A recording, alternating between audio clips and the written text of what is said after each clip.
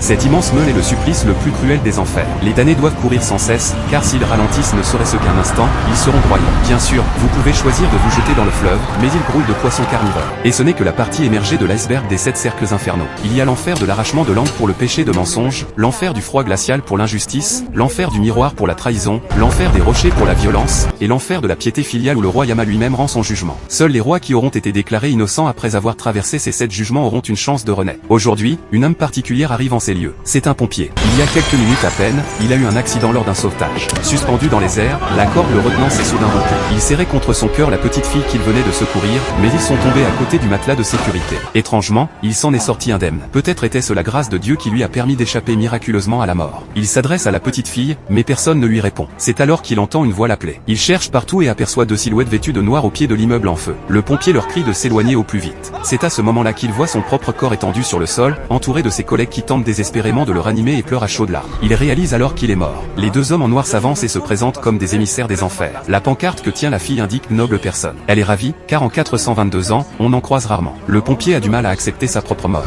Il ne veut pas mourir, il veut revoir sa mère ne serait-ce qu'une fois. Le corps du pompier est aspiré dans un tourbillon et disparaît.